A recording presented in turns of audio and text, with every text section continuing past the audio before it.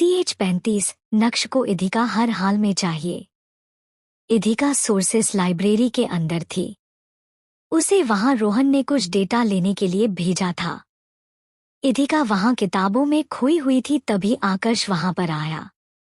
आकर्ष ने देखा नक्श भी वहीं पर था। वो इधिका के साथ बदतमीजी पर उतर आया था। नक्श किसी भी तरह इधिका को खुद से दूर नहीं जाने देना चाहता था। इधिका ने जैसे तैसे नक्श को टाला और वहां से जाने को हुई, लेकिन नक्श फिर से उसके सामने आ गया। नक्श ने खुद को सख्त करके कहा, मुझे पता चला है कि तुम्हें new energy research and development department में भेजा गया है। तुम टीम 1 में हो और रोहन ने आज तुम्हारे साथ बहुत बुरा बर्ताव किया था। वो मेरा बॉस है। अगर मैं कोई गलती करती हूँ तो उन्हें मुझे डांटने का पूरा हक है, इधिका ने जवाब दिया। वास्तव में उसे कोई फर्क नहीं पड़ता था कि रोहन उसके साथ कैसा बर्ताव करता है। हाँ जानता हूँ, लेकिन मुझे नहीं अच्छा लगता है कि कोई और तुम पर आकर रौब जमाए। अब मेरी बात गौर से सुनो। मैं तुम्हारा ट्रांसफर टीम 2 में करवा रहा हूँ और उसका हेड मैं हूँ। मैं तुम्हें जानता हूँ इधिका, तुम काफी इंटेलिजेंट हो और कॉम्पिटिटिव भी। तुम बहुत जल्द ही सब कुछ सीख जाओगी और बहुत आगे तक जाओगी। फिर तुम्हें ये छोटी मोटी जॉब करने की कोई जरूरत नहीं है। मेरे रहते हुए कोई तुमसे ऊंची आवाज में बात भी नहीं कर पाएगा, नक्श ने इधिका को समझाते हुए कहा। एक बार फिर उसका इशारा इसी तरफ था कि इधिका उसके पास आ जाए। इधिका ने गहरी सांस ली और सीधे सीधे पूछा, अब बात को घुमाए फिराए बिना सीधे सीधे बताओ कि तुम आखिर चाहते क्या हो। अपने पति को डिवोर्स दे दो और मेरे साथ आ जाओ। मैं तुम्हें बहुत प्यार करूंगा, नक्श ने जवाब दिया। जब उसे लगा कि इधिका उसकी तरफ अजीब नजरों से देख रही है तो वो आगे बोला, मैं तुम्हें किसी और के साथ बर्दाश्त नहीं कर सकता हूँ। मैं तुम्हें कैसे किसी और के साथ शेयर कर सकता हूँ। रात को तुम दोनों के बीच क्या होता होगा, ये ख्याल ही मुझे पागल कर देता है। जस्ट शट योर माउथ, इधिका गुस्से में तेज आवाज में बोली। आगे से मेरे सामने इस तरह की बकवास मत करना। अपनी गंदी सोच को खुद तक रखोगे तो बेटर होगा। वैसे भी तुम इस लायक नहीं हो कि तुम्हारे लिए मैं उसे छोड़ दूं। अब तो नक्श गुस्से में पागल हो गया था। इधिका अपने आवारा पति को उससे बेहतर बता रही थी। ये उससे कैसे सहन होने वाला था। अच्छा, तो अब तुम्हें उससे ज्यादा प्यार हो गया? ऐसा क्या है उसमें जो मुझ में नहीं है? उस जैसे लोगों को मैं अपनी उंगलियों पर रखता हूँ। एक फोन कॉल लगेगा उसे धमकी देते हुए। खैर इसे छोड़ो, उसके सामने कुछ पैसे फेंकूंगा तो वो कुत्ते की तरह दुम हिलाते हुए मेरे पीछे आ जाएगा। अब बताओ कौन बेहतर हुआ, नक्श ने सिर हिलाकर कहा। गुस्से से उसकी आंखें लाल हो गई थी। नक्श से अब कुछ भी बर्दाश्त नहीं हो रहा था। वो आगे बढ़ा और उसने इधिका को दोनों हाथों से पकड़कर उसे बुक सेल्फ के लगा दिया था। आज मैं तुम्हें प्रूफ कर देता हूँ कौन बेटर है। कितनी रातें बिताई है तुमने उसके साथ में? मुझे तो कभी करीब नहीं आने दिया तुमने। एक बार करीब आने दो, फिर साबित कर दूंगा कि मैं उससे हर लिहाज में बेहतर हूँ, नक्श तेज सांस लेते हुए बोला। वो इधिका के पास आया और उसे जबरदस्ती किस करने की कोशिश करने लगा। आकर्ष उनसे दूर खड़ा था। उसे लगा कि नक्श और इधिका की ये नॉर्मल बहस होगी, इसलिए वो इस मामले के बीच में नहीं पड़ना चाहता था। जब उसने देखा नक्श बदतमीजी पर उतर आया है और इधिका के साथ जबरदस्ती कर रहा है, तो गुस्से से उसका चेहरा सर्द हो गया था। वो उनकी तरफ बढ़ने लगा, तभी उसने देखा इधिका ने नक्श के घुटने लार जोरदार किक मारी और उसे खुद से दूर धकेल दिया था। नक्श दर्द से कराह रहा था। वो उसकी तरफ गुस्से में देख रहा था, तभी इधिका ने आगे बढ़कर नक्श के गाल पर एक जोरदार तमाचा मारा। नक्श को इस बात पर यकीन नहीं कर पा रहा था कि इधिका उसे इतना जोर से मार सकती है। वो उसकी तरफ लाचारी से देख रहा था। इधिका ने आगे बढ़कर उसे उंगली दिखाते हुए कहा, मैं तुम्हारे ईगो को हर्ट नहीं करना चाहती थी, पर अब जब तुम खुद को इतना ही बेहतर साबित करने पर आ गए हो तो बता देती हूँ। मेरा पति तुमसे हाइट में काफी लंबा है, दिखने में भी तुमसे ज्यादा हैंडसम है, उसकी बॉडी भी बहुत अच्छी है। एक और बात, वो तुम्हारी तरह नाजुक नहीं है। हाँ, तो तुम्हें इस तरह खुद को बेहतर साबित करने के बाद अगर थोड़ा सा टाइम मिले तो जिम में एक्सरसाइज करना शुरू कर दो। मेरा पता नहीं, लेकिन आयशा के काम आएगा। इतना कहकर रिधिका जाने के लिए पलटी, तभी उसकी नजर आकर्ष पर पड़ी, जो गुस्से से नक्श को देख रहा था। नक्श अभी भी हार मानने वाला नहीं था। वो उठा और पीछे से जोर से चिल्लाकर बोला, क्या फायदा उसकी इतनी अच्छी बॉडी या हैंडसम होने का, जब वो कुछ करता धरता ही नहीं है। ऑफिस में कोई भी तुम्हारे साथ कुछ भी कर लेगा और वो कुछ नहीं कर पाएगा। आज का ही एग्जाम्पल ले लो इधिका सिंघानिया। इधिका उसे कुछ जवाब देती उससे पहले एक सख्त आवाज आई, और तुम्हें किसने कहा कि वो कुछ नहीं कर सकता? इधिका और नक्श ने दूसरी तरफ देखा तो वहां रोहन खड़ा था। उसके चेहरे पर गहरे गुस्से के भाव थे और वो नक्श के पास आया। ऐसे लग रहा था जैसे वहां जो भी हुआ वो रोहन से भी छुपा हुआ नहीं था। रोहन को वहां देखकर नक्श ने हैरानी से कहा, तुम इसका इतना फेवर क्यों ले रहे हो? क्या तुम इसके पति हो? बिल्कुल नहीं। ये उम्र में मुझे बहुत छोटी लग रही है, रोहन ने सिर हिलाकर कहा। फिर वो आगे बोला, अगर मैं इसका पति होता तो अब तक तुम्हारा मुंह तोड़ चुका होता, या मेरी जगह इसका पति यहाँ पर खड़ा होता तो वो भी तुम्हारी इस बेवकूफ़ी की सजा तुम्हें दे देता। यहाँ चुपचाप खड़े होकर मेरी तरह बात नहीं करता। रोहन की बातों ने नक्श का मुंह बंद कर दिया था। वो थोड़ी देर रुककर बोला, मुझे ये अपनी टीम में चाहिए तो इसका ट्रांसफर कर दो, और मैं अपनी टीम के किसी भी मेंबर को तुम्हें क्यों दूं? ये मेरी टीम में आई है और मेरे पास ही रहेगी, रोहन ने काफी शांति से जवाब दिया। नक्श बहुत जिद्दी था। रोहन उसे काफी अच्छे से हैंडल कर रहा था। पहले इधिका को रोहन का एटीट्यूड पसंद नहीं आया, लेकिन अब वो जिस तरह से नक्श को हैंडल कर रहा था, इधिका को वो काफी इंटरेस्टिंग लगा। रोहन भी झुकने वालों में से नहीं था। नक्श ने गहरी सांस ली और कहा, जानते हो ना, इसे यहाँ सिफारिश करके भेजा गया है। तुम्हें तो ऐसे लोगों से सख्त नफरत है, फिर तुमने इसे अपनी टीम में क्यों रख रखा है? Oh really? मुझे नहीं पता था कि एक अंडर ग्रेजुएट स्टूडेंट को परेशान करने के लिए तुम इस हद तक गिर जाओगे, और सिफारिश की बात कर भी कौन रहा है? खुद की डिग्री देखी तुमने? फिर भी दूसरी टीम के हेड बने हुए हो, रोहन ने उसका मजाक बनाते हुए कहा। नक्श गुस्से में बोला, हाँ, क्योंकि ये सब मेरा है। मेरी जनरेशन का मैं इकलौता लड़का हूँ। इन सब पर मेरा हक है। हाँ, तो फिर सिफारिश की बात क्यों कर रही हो? आकर्ष ने जैसे खुद को साबित किया, वैसे खुद को साबित करके सब कुछ हासिल करते तो फिर भी समझ आता, रोहन ने मुंह तोड़ जवाब दिया। रोहन और नक्श के बीच अच्छा खासा कोल्ड वॉर चल रहा था, जिसमें कोई भी हार मानने को तैयार नहीं था। नक्श रोहन को अच्छे से जानता था। वो झुकने वालों में से नहीं था, तो नक्श ने बात बदलते हुए कहा, रोहन, तुम्हें पता है डॉक्टर मर्चेंट कुछ दिनों में मेरी रिसर्च टीम में शामिल होने वाले हैं।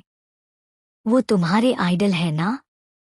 अगर तुम इसे मेरे ग्रुप में भेज देते हो तो मैं तुम्हें उनसे मिलवा दूंगा। हो सकता है वो तुम्हारी भी कोई मदद करें। रोहन कब से डॉक्टर मर्चेंट से मिलना चाहता था। वो उनका बहुत बड़ा फैन था। उसे नक्श ने एक काफी अच्छा ऑफर दिया था। कुछ भी कहने से पहले रोहन ने एक नज़र इधिका की तरफ देखा और फिर सख्ती से कहा, नहीं, मुझे तुम्हारा ये ऑफर भी मंजूर नहीं है। इससे पहले कि नक्श और बेफिजूल की बकवास करता, रोहन ने इधिका का हाथ पकड़ा और कहा, मुझे समझ नहीं आ रहा तुम अब तक यहाँ रुकी हुई ही क्यों हो? मेरे साथ ऊपर चलो, आगे से इस आदमी के मुंह लगने की जरूरत नहीं है। वहां से जाने से पहले इधिका ने एक नज़र आकर्ष की तरफ देखा तो वो वहां पर नहीं था। इधिका ने राहत की सांस ली। इधिका रोहन के साथ वापस फ्लोर पर आ गई थी। रोहन ने गहरी सांस ली और मुंह बनाकर कहा, तुम्हारी वजह से मैंने डॉक्टर मर्चेंट से मिलने का मौका खो दिया। कोई बात नहीं, तुम्हें और भी चांसेस मिलेंगे, इधिका ने मुस्कुरा कर कहा। अचानक रोहन के दिमाग में नीचे हुई बातें याद आ गई। उसने इधिका की तरफ केयरिंग वे में देखा और शांत लहजे में कहा, तुम चुपचाप बैठकर कोई काम नहीं कर सकती क्या? मैं नहीं आता तो वो पता नहीं तुम्हारे साथ क्या कर देता। तुम ठीक हो ना? उसने कुछ ऐसा वैसा तो नहीं किया ना? इधिका ने हल्का मुस्कुरा कर ना में सिर हिला दिया। अब उसे लक्ष्य की बातें याद आ रही थी। जब उसने ये कहा था कि रोहन किसी काम में उलझा हुआ है तभी गुस्सा कर रहा है, वरना वो दिल का एक अच्छा इंसान है। इतनी देर में इधिका को रोहन की अच्छाई दिखाई दे गई थी। वहीं दूसरी तरफ नक्श अभी भी वहीं पर खड़ा था। उसने गुस्से में अपनी मुट्ठियां बंद कर रखी थी। वो मन ही मन बोला, कब तक मुझसे दूर रहोगी इधिका? तुम्हें मेरे पास ही आना होगा। तुम खुद मेरे पास आओगी और मेरे साथ रहने की भीख मांगोगी। मैं तुम्हें इस कदर मजबूर कर दूंगा। नक्श ने अपना मोबाइल निकाला और तुरंत आयशा को मैसेज करते हुए लिखा, तुमने डिनर का कहा था और आज इतने दिन हो गए कुछ नहीं हुआ है। जल्दी से डिनर अरेंज करो। मुझे जल्द से जल्द डॉक्टर मर्चेंट से मिलना है। इसके बाद नक्श अपने केबिन में जाकर काम लग गया था। वहीं दूसरी तरफ से इधिका ने अपने क्यूबिकल में आकर मोबाइल चेक किया तो आकर्ष के मैसेज आए हुए थे, जो लगभग 1 घंटे पहले के थे। सोर्सेस लाइब्रेरी में जो भी हुआ था, उसके बाद इधिका को भी उससे बात करनी थी, इसलिए वो लंच का बोलकर आकर्ष के पास उसके केबिन में पहुंची। CH-36 आकर्ष के ताने। आकर्ष वसुधा के कहने पर इधिका के साथ लंच लेना चाहता था, पर जब वो उसे बुलाने गया तो नक्श और इधिका की सोर्सेस लाइब्रेरी में बहस हो रही थी। रोहन के आने की वजह से आकर्ष उन्हें छोड़कर वापस केबिन में आ गया था। वहीं जब इधिका ने ऊपर जाकर आकर्ष के मैसेज चेक किया तो वो जल्दी से आकर्ष के फ्लोर पर पहुंची। इधिका ने आकर्ष की केबिन का दरवाजा खोला तो वो अपने काम में लगा हुआ था। इधिका ने पहले उसे ध्यान से नहीं देखा था। ब्लैक सूट के साथ व्हाइट शर्ट में वो बहुत हैंडसम लग रहा था। उसने अपना ब्लेजर पीछे टांग रखा था। वेस्ट कोट पहने हुए और शर्ट को कोहनी तक फोल्ड किए हुए वो बहुत हैंडसम लग रहा था। इधिका ने गहरी सांस ली और केबिन का दरवाजा खटखटाकर कहा, कैन आई कम इन? आकर्ष ने उसकी तरफ देखा और अंदर आने का इशारा किया। आकर्ष ने भी कभी इधिका को ध्यान से नहीं देखा था। उसने भी उसी की तरह ब्लैक ऑफिस सूट पहना हुआ था, जिसके स्लीव्स उसने कोहनी तक फोल्ड कर रखी थी। सॉरी, वो मैंने तुम्हारे मैसेज चेक नहीं किए थे, इधिका ने सफाई देते हुए कहा। लंच वहां रखा हुआ है।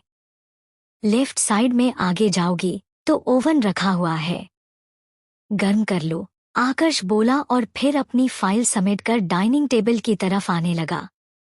उसके आने तक इधिका ने खाना गर्म किया।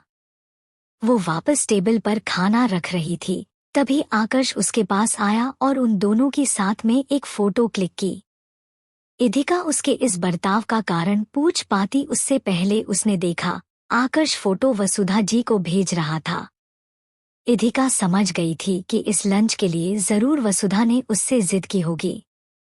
आकर्ष भी उसके सामने वाली चेयर पर जाकर बैठ गया। आकर्ष का बिहेवियर काफी नॉर्मल था। इधिका ने मन ही मन कहा, लगता है इसने लाइब्रेरी में हमारी बातें नहीं सुनी थी। थैंक गॉड बच गई, वरना इसके ताने फिर से शुरू हो जाते। इधिका ने फिर डाइनिंग टेबल पर रखे खाने की तरफ देखा, जिसमें ज्यादातर सैलेड और हाई प्रोटीन फूड रखा हुआ था। इधिका ने बातचीत की शुरुआत करते हुए जबरदस्ती मुस्कुराकर कहा, लंच काफी अच्छा है मिस्टर राजवंश। आकर्ष ने इधिका की तरफ तिरछी निगाहों से देखा और सिर हिलाकर कहा, सुना है अच्छा खाना खाने से हमारी सहन शक्ति भी अच्छी होती है। फिर हमारे साथ कोई कुछ भी करे, हमें एहसास भी नहीं होता। हम बिल्कुल नॉर्मल रिएक्ट करते हैं। आकर्ष की बातों से साफ था कि वो इधिका को ताने मार रहा था। उसे गुस्सा आ रहा था कि इधिका ने नक्श के खिलाफ कोई स्ट्रिक्ट एक्शन क्यों नहीं लिया। वो चाहती तो उसकी कंप्लेंट तक कर सकती थी। इधिका की नजरें नीचे हो गई थी। वो कुछ पल बाद आकर्ष की तरफ देखकर बोली, मुझे अभी याद आया कि मैंने म्याऊ को कुछ नहीं खिलाया है। मैं उसी के साथ खाना खा लूंगी। इधिका जल्दी जल्दी वहां रखें एक बॉक्स में अपने लिए थोड़ा खाना पैक करने लगी। उसने जल्दी से खाना उठाया और आकर्ष से बोली, लंच के लिए थैंक यू सो मच। इधिका ने आकर्ष के जवाब का इंतजार भी नहीं किया और वहां से चली गई। वहीं उसके जाते ही आकर्ष के चेहरे के भाव सर्द हो गए और उसने अपने हाथों की मुट्ठियां बांध ली थी। मैं पिछले 2 घंटे से उसके लिए वेट कर रहा हूँ और मैंने कुछ नहीं खाया और उसे उस अजीब कुत्ते की पड़ी है जिसका नाम म्याऊ है।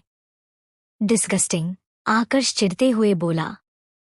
हालांकि उसे समझ नहीं आ रहा था कि वो इधिका पर गुस्सा क्यों कर रहा था जबकि वो खुद उसके साथ लंच नहीं करना चाहता था।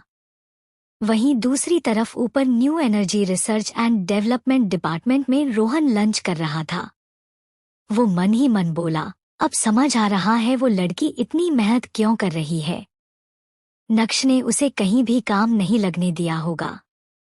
वो किसी भी लड़की के सामने इतनी वाहियात हरकत कर भी कैसे सकता है।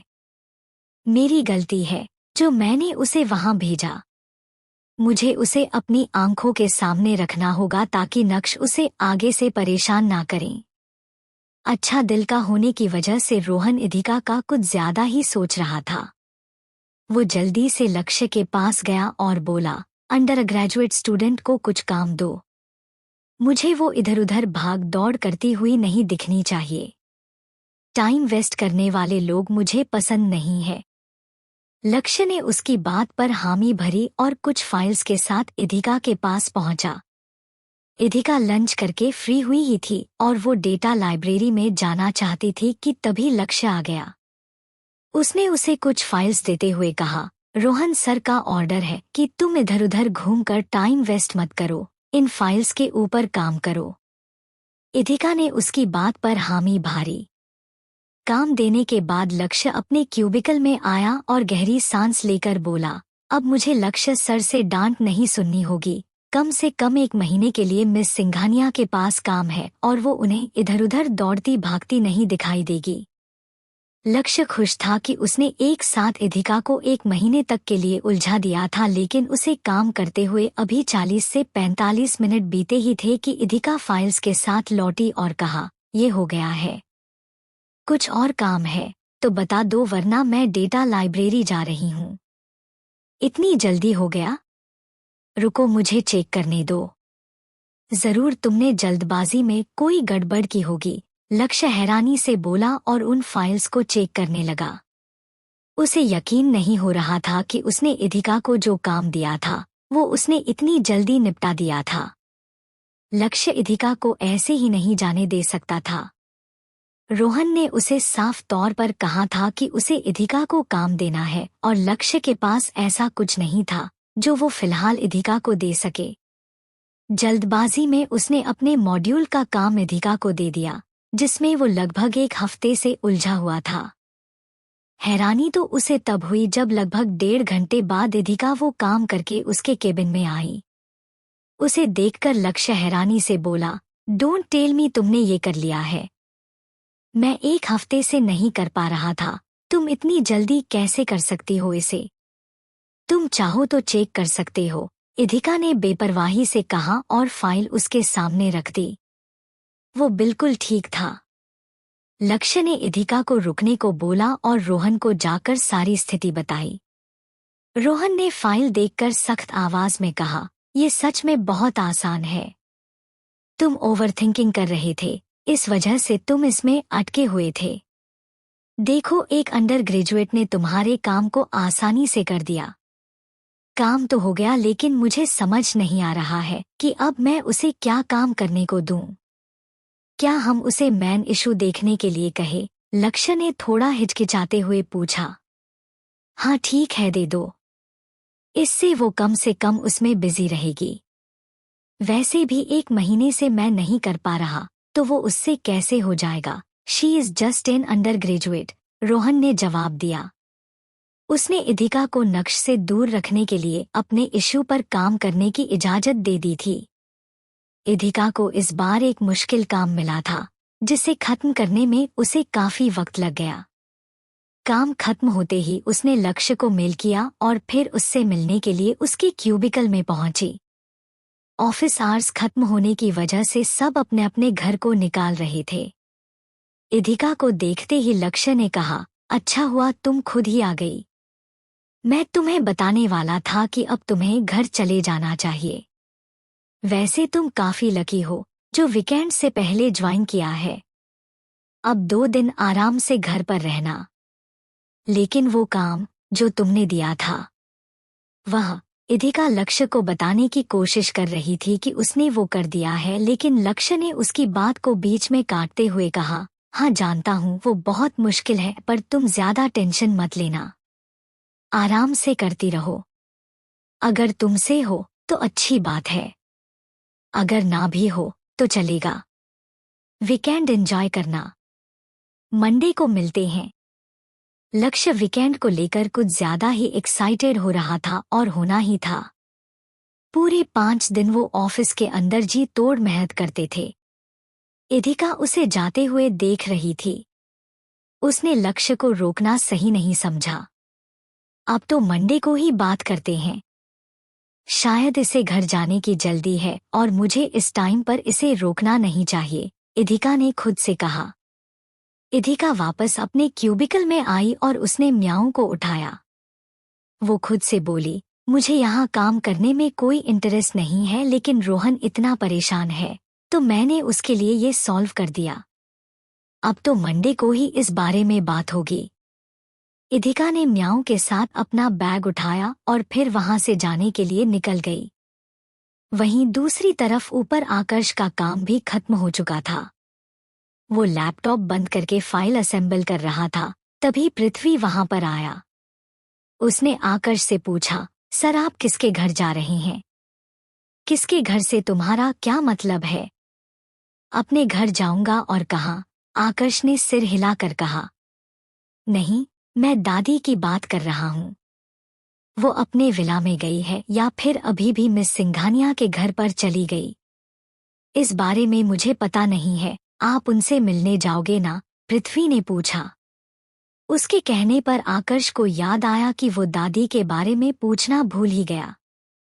उसने तुरंत वसुधा को कॉल करके उनसे पूछा, दादी आप कहाँ पर हैं? कहाँ पर होंगी? मैं अभी भी हॉस्पिटल में हूँ लड़के, वसुधा ने धीमी आवाज में जवाब दिया। उनके हॉस्पिटल में होने की बात सुनकर आकर्ष थोड़ा सा घबरा गया। उसने जल्दी से पूछा, लेकिन डॉक्टर ने कहा था कि आज आपको डिस्चार्ज मिल जाएगा। फिर आप हॉस्पिटल में क्या कर रही हैं? हाँ डिस्चार्ज मिल जाता, लेकिन दोपहर को मेरे सीने में थोड़ा दर्द हुआ था। मुझे लगता है मुझे थोड़े दिन और यहाँ बिताने चाहिए ताकि मैं बेहतर महसूस करूं। क्या तुम मुझसे मिलने के लिए हॉस्पिटल आ रहे हो? वसुधा ने जल्दी से पूछा। जब आकर्ष ने कुछ देर तक कोई जवाब नहीं दिया तो वो मायूस होकर बोली, अगर तुम नहीं आ सकते तो कोई बात नहीं, मैं यहाँ ठीक हूँ। अब आजकल के बच्चों को अपने बड़े बूढ़ों के लिए कहाँ टाइम होता है। बाकी यहाँ मेरी हेल्प करने के लिए काफी सारी नर्स है, लेकिन रात को जब पानी पीने के लिए उठती हूँ तो कोई अपना दिखाई नहीं देता। गैरों के बीच रहना अजीब लगता है। पर कोई बात नहीं, तुम अपने काम पर ध्यान दो। वसुधा एक सांस बोले जा रही थी, तभी आकर्ष ने कहा, ठीक है दादी, मैं आ रहा हूँ। आकर्ष के आने की बात सुनकर वसुधा तुरंत खुश हो गई। वो जल्दी से बोली, ये हुई ना बात। मुझे पता था तुम अपनी दादी से बहुत प्यार करते हो। वैसे मैंने बहू को भी बोल दिया है, वो भी आज रात को मेरे पास रुकने के लिए आ रही है। ऐसा करो, उसे अपने साथ लेकर आना। आकर्ष कुछ जवाब देता उसे पहले वसुधा ने कॉल कट कर दिया। उसके चेहरे पर इरिटेशन साफ जाहिर हो रही थी।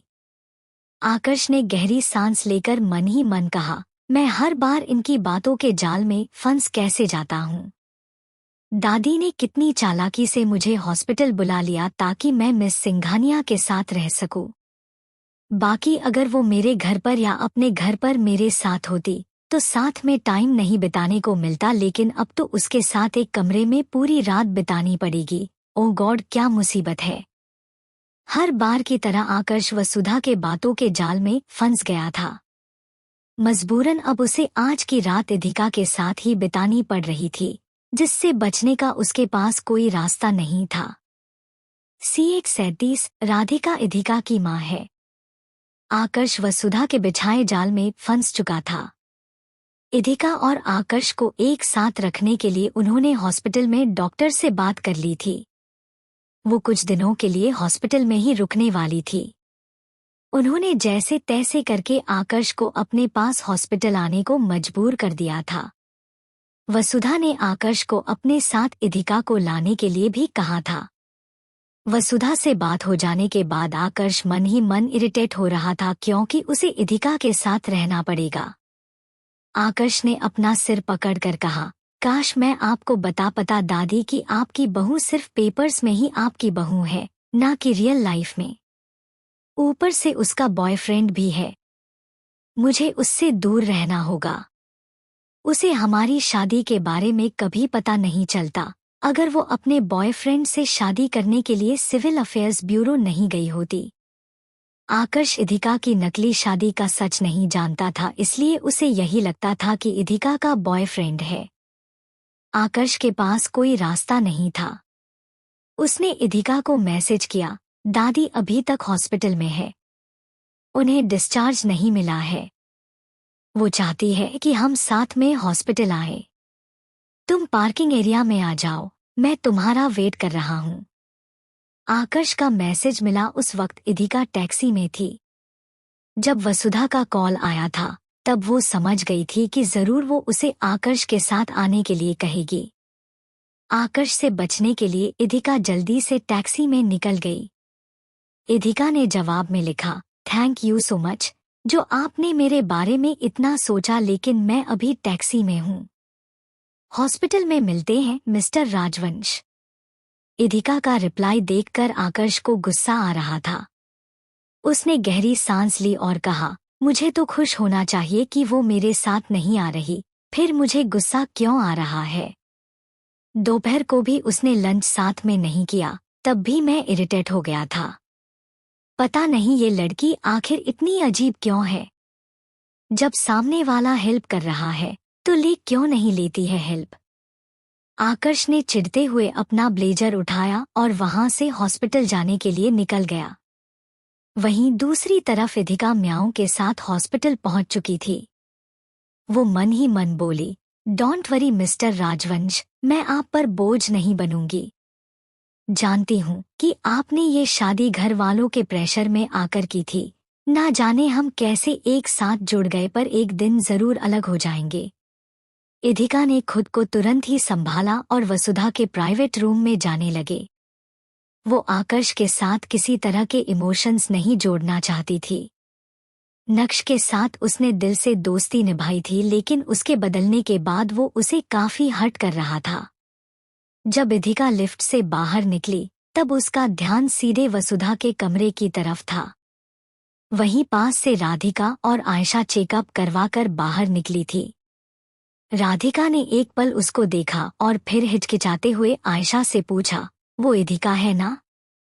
वो यहाँ हॉस्पिटल में क्या कर रही है? वो ठीक है ना? इधिका के बचपन में भी राधिका उसकी काफी परवाह किया करती थी और अपनी आदत के मुताबिक इधिका को हॉस्पिटल में देखकर वो परेशान हो गई थी। इधिका का नाम सुनते ही आयशा को गुस्सा आ गया। वो मन ही मन बोली, ये जरूर यहाँ बड़ी दादी से मिलने आई होगी। अजीब है, वो औरत भी इसे अपने कमरे में आने दे रही है, जबकि कुछ देर पहले जब मैं उनके कमरे में गई थी तब उन्होंने मुझे अंदर इंटर तक नहीं करने दिया था। मुझे छोड़ो, वो तो अपने किसी फैमिली मेंबर तक को आने नहीं दे रही है। आयशा को चुप देखकर राधिका ने फिर से पूछा, क्या हुआ? तुमने जवाब नहीं दिया? हाँ, वो इधिका ही थी। वो यहाँ मिसेज राजवंश से मिलने के लिए गई है। वो काफी अच्छे दिल की है, तो अपना टाइम निकालकर मिसेज राजवंश के लिए यहाँ आई है। आयशा ने अपनी आदत के मुताबिक अच्छा बनने की कोशिश की। उनके साथ में राधिका की केयरटेकर भी थी। वो पिछले कई सालों से राधिका की देखभाल कर रही थी और उम्र में उससे लगभग 7-8 साल बड़ी थी। उनका नाम श्रुति देशमुख था। साथ रहते हुए राधिका और उनकी अच्छी दोस्ती भी हो गई थी। आयशा की बात सुनकर श्रुति ने तिरछा मुस्कुराकर कहा, मजाक कर रही हो क्या? वो और अच्छे दिल की? इतने सालों में मैंने कभी उसे राधिका से मिलने तो आते नहीं देखा। आयशा भी श्रुति की बहुत रिस्पेक्ट करती थी और उसे आंटी कहकर बुलाती थी। आयशा कुछ जवाब देती उससे पहले राधिका बीच में बोल पड़ी, ऐसा कुछ नहीं है। उसकी जिंदगी बहुत मुश्किल रही है। पता है ना, उसने काफी कम उम्र में घर छोड़ दिया था और अपने दम पर अपनी स्टडीज की और आगे बढ़ी। मैं तुम्हारी बात से सहमत नहीं हूँ, श्रुति ने सिर हिलाकर कहा। एक तो उसकी माँ मालविका हमारे घर में जमी हुई है। मुझे वो औरत बिल्कुल पसंद नहीं है। वो जैसी भी है, लेकिन एक बात सच कहती है कि इधिका बाहर रहते हुए बदतमीज हो गई है। वो चाहती तो अपनी माँ से अलग हो सकती थी, लेकिन उसे देखकर ही लगता है कि वो बिल्कुल अपनी माँ की तरह है। आपने उसके लिए इतना सब कुछ किया, फिर भी कभी मिलने नहीं आई वो आपसे। श्रुति ने इधिका को भला बुरा कहना शुरू कर दिया। आयशा ने मासूम बनते हुए कहा, मिस्टर आकर्ष राजवंश ने इधिका को जॉब दी है। शायद उन्हीं के एहसान का बदला चुकाने के लिए इधिका यहाँ पर आई होगी।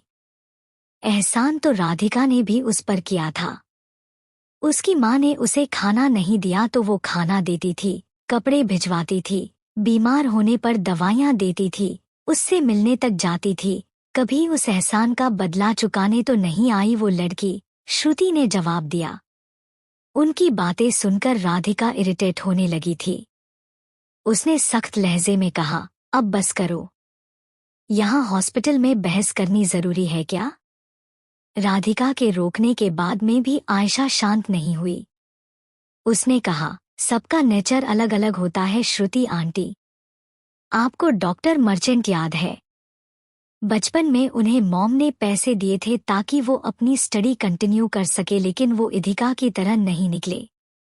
उन्होंने मॉम की बहुत मदद की। मॉम की कंपनी को पेटेंट की जरूरत थी तो उन्होंने उसमें उनकी हेल्प की। बदले में उन्होंने एक पैसा तक नहीं लिया। कुछ लोग एहसानों का बदला चुकाना जानते हैं और कुछ लोग इधिका की तरह एहसान फरामोश होते हैं। हाँ, डॉक्टर मर्चेंट काफी अलग है। तुम उसे इधिका से कंपेयर कर भी कैसे सकती हो? श्रुति ने सिर हिलाकर कहा। डॉक्टर मर्चेंट का नाम याद आते ही आयशा को याद आया कि नक्श ने डॉक्टर मर्चेंट से मीटिंग फिक्स करने के लिए कहा था। उसने तुरंत राधिका से कहा, मैं डॉक्टर मर्चेंट से पर्सनली मिलना चाहती हूँ मॉम। आपने कहा था कि हम डिनर पर साथ चलेंगे, लेकिन काफी दिन हो गए। मेरी तबीयत खराब होने की वजह से मैंने प्लान पोस्टपोन कर दिया था। मैं उन्हें फिर से मैसेज करती हूँ और फिर हम साथ में चलेंगे। राधिका ने मुस्कुराते हुए आयशा के गाल पर प्यार से हाथ रखकर कहा। वो सब बात करते हुए नीचे की तरफ जा रहे थे जबकि इधिका वसुधा के रूम में थी। वो खिड़की से उन्हें ही देख रही थी। राधिका सिंघानिया बीमारी की वजह से काफी दुबली पतली हो गई थी, लेकिन फिर भी उनकी पर्सनैलिटी काफी चार्मिंग थी। वो दिखने में भी खूबसूरत थी। उन्हें देखकर इधिका के आंखें हल्की नम होने लगी। खुद के इमोशंस को कंट्रोल करने के लिए इधिका ने अपने होठों को कसकर बंद कर लिया। वो मन ही मन बोली, मिसेस सिंघानिया आयशा से कितना प्यार करती है। मैंने देखा जब उन्होंने मुस्कुराते हुए आयशा के गाल पर हाथ रखा। मेरी ही किस्मत इतनी खराब क्यों है जो मुझे माँ का प्यार नहीं मिला। ठीक है, वो मेरे साथ अच्छा बर्ताव नहीं कर सकती क्योंकि मेरे पैदा होने की वजह से उनकी सब जगह बदनामी हुई थी, तो कम से कम लोगों के सामने मेरी इंसल्ट तो ना करें। अगर मेरे पैदा होने से उन्हें इतनी ही दिक्कत हो रही थी तो उन्होंने मुझे पैदा ही क्यों किया। जैसे ही वो सब दिखना बंद हो गए, इधिका पलटने वाली थी, तभी उसे वसुधा दिखाई दी। वसुधा ने मुस्कुराते हुए उसके कंधे पर हाथ रखकर कहा, वो औरत कौन थी? जानी पहचानी सी लग रही थी, पर तुम्हें पता है ना, बीमारी की वजह से कुछ याद नहीं रहता। इधिका उनकी बात का जवाब देने ही वाली थी कि तभी वसुधा ने अपने सिर पर हाथ रखकर कहा, अरे हाँ, याद आया। वो तुम्हारी माँ है ना? मैं भी क्या पूछ रही हूँ, वो तुम्हारी माँ ही है। यह चैप्टर यही खत्म होता है। भाई, दादी को कुछ याद नहीं रहता, लेकिन जब भी याद आता है वो बम फोड़ देती है। लगता है दादी को काफी कुछ पता है। अब तो इधिका को दवाई जल्दी से जल्दी बनाकर उन्हें ठीक करना होगा। उसकी आधी जिंदगी के राज तो दादी को ही पता होंगे।